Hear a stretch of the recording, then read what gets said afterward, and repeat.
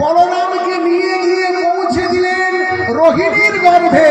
নিতাই গৌর হরি হরি বল। তাহলে কৃষ্ণ বলরাম হলো দুই ভাই, সেই জন্যই কৃষ্ণ বলরাম দুই ভাই, নইলে দুই ভাই নয়। বুঝা গেল? হ্যাঁ। আর এই বলরাম আর কৃষ্ণ আছে কোথায় না নন্দ রাজার ঘরে। একটা কথা বলি, এদিকে তাকান।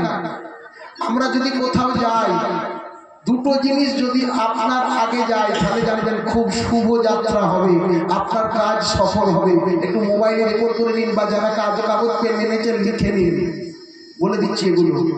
আর যদি একটা জিনিস দেখেন তাহলে জানবেন খুব অশুভ হবে। একটু বলে দিন, নাকি না বলবো না?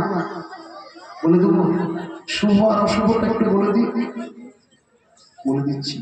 যদি আপনার সামনে কোন শ্রীগাল আপনার সামনে সামনে পথ দেখিয়ে নিয়ে যায় তাহলে জানবেন আপনি 100% সাকসেসফুল হবেন কাজে।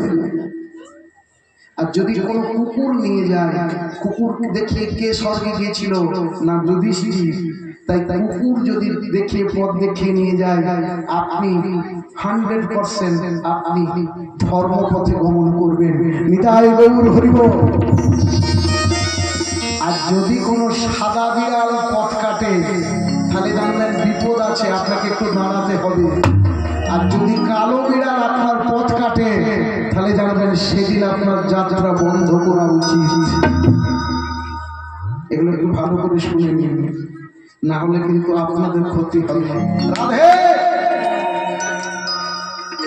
তো ভগবান শ্রীকৃষ্ণ যখন এলেন কারাগারে, নন্দরাজা অটোমেটিক শৃঙ্খল খুলে গেল বসুদেবের, কারাগার মুক্ত হয়ে গেল। ভগবানকে নিয়ে যমুনায় এত জল, কিন্তু শ্রীগাল বেরিয়ে যাচ্ছে দেখে যমুনা পেরিয়ে চলে গেলেন, নন্দরাজার ঘরে রেখে এলেন।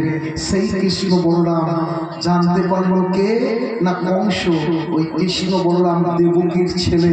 তাই কৃষ্ণ বলরামকে আনার জন্য অক্রুরকে ডাকলেন। অক্রুর, অক্রুর, তোমরা চলে এসো।